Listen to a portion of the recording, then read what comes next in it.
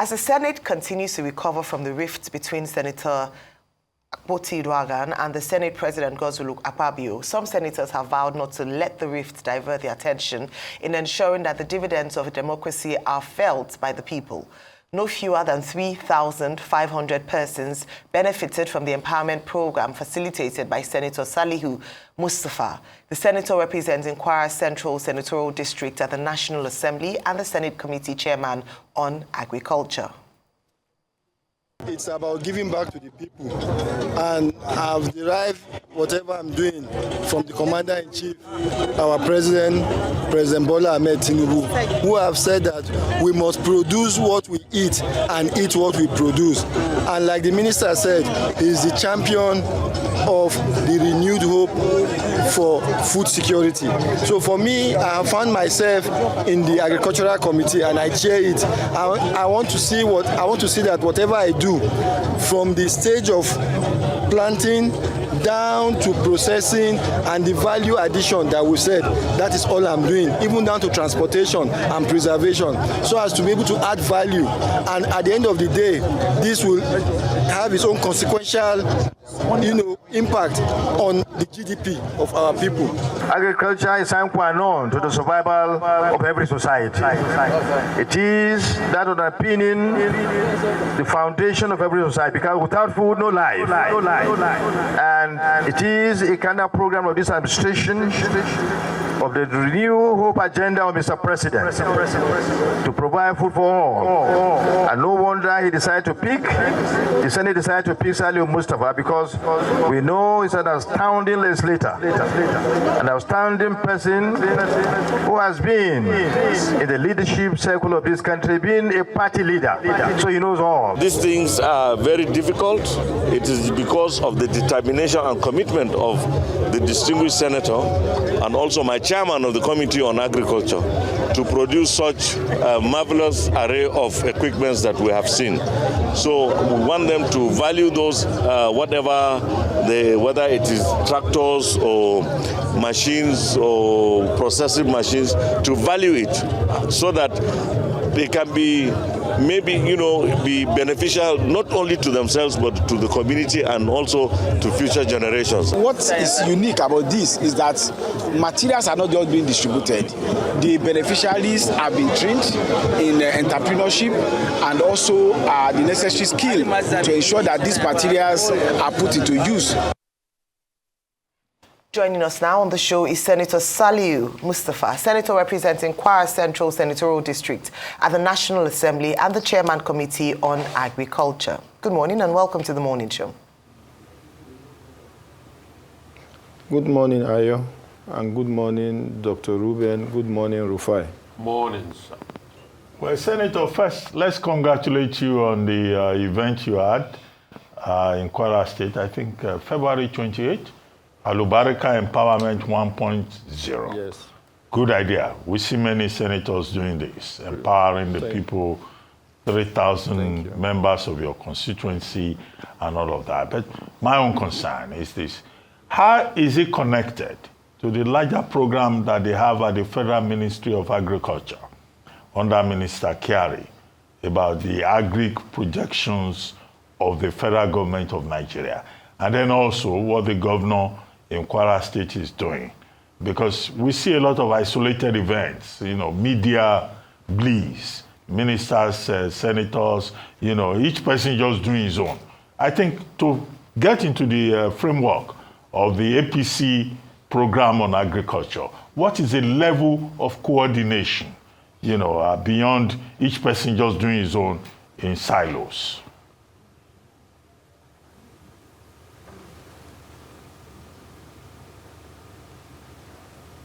Hello, Senator? Sorry, I can't hear you, Doctor, but okay, I can hear you now. Okay. I think I heard last when you said what is the level of coordination.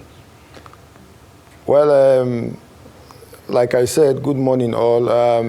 You've answered the question you were trying to ask me, because whatever I did on Saturday was just to complement the state governor's program along with the federal government program being championed by President Bola Ahmed Tinubu in the food security sector.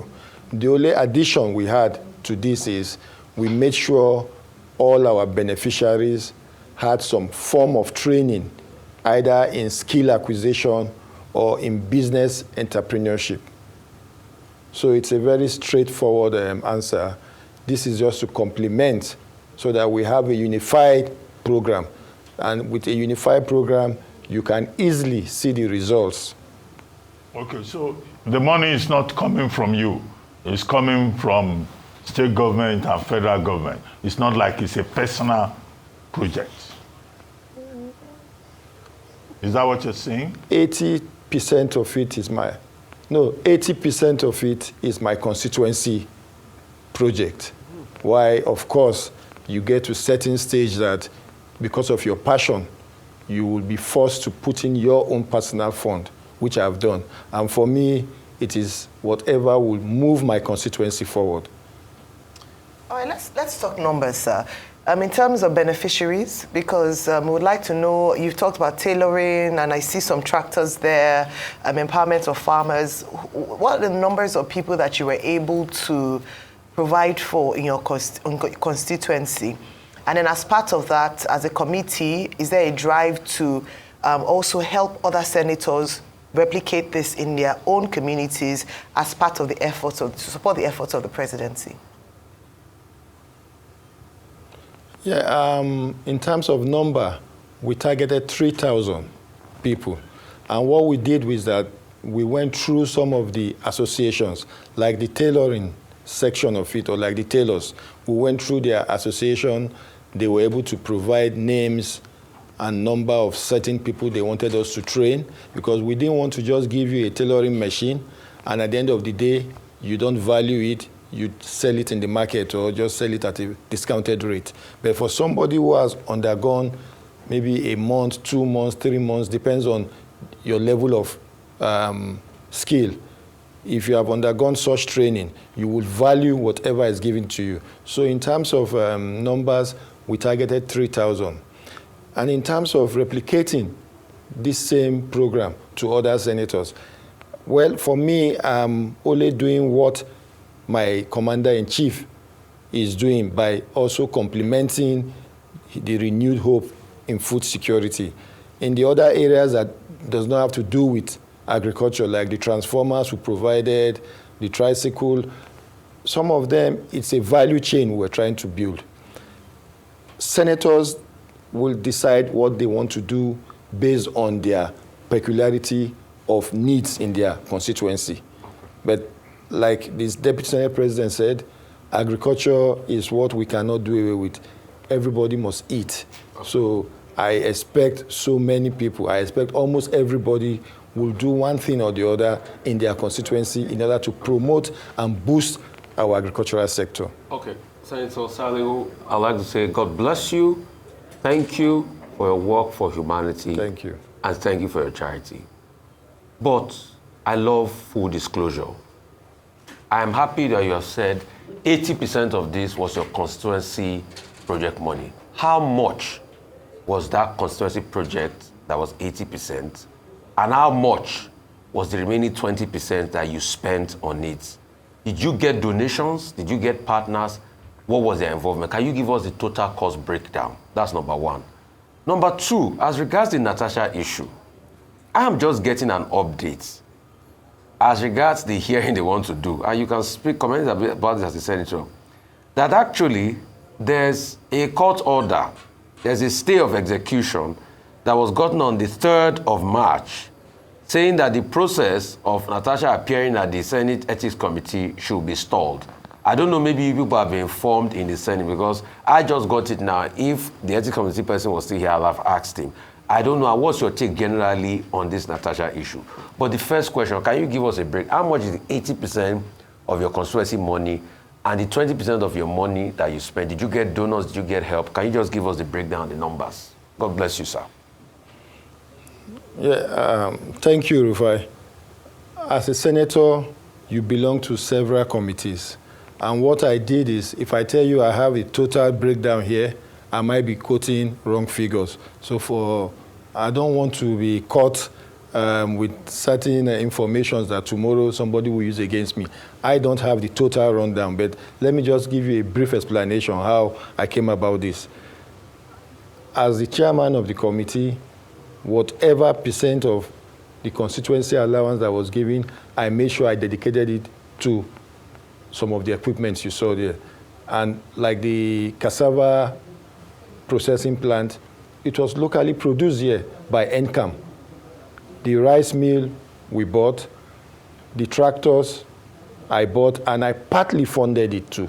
So other committees, instead of me asking for, maybe some people will say they want to build toilets, I decided that whatever I was to benefit from other committees should be tailored to something that will add value addition to a whole lot of agricultural processing.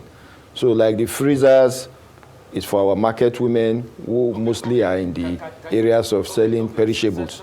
Because one of the problems we have in the agricultural sector is preservation of perishables. Senator, is the numbers I want. Can you tell us I've done here, the total? I've made sure I spread it across all the committees I belong to, and whatever I'm to benefit. There are some committees that maybe as a member, you have the opportunity to have 100 million, 200 million, and if you don't channel it properly, if you don't coordinate it, then you will not see the impact of what you are trying to do. So what I did was to make sure everything I got, I was able to coordinate and to make sure it was adding up to whatever I have started. Okay, Senator, with due respect, I'm sorry I don't have the total rundown figure. Can you hear me? Can you hear me? Maybe some other time, but you can also find that out from the last budget allocation.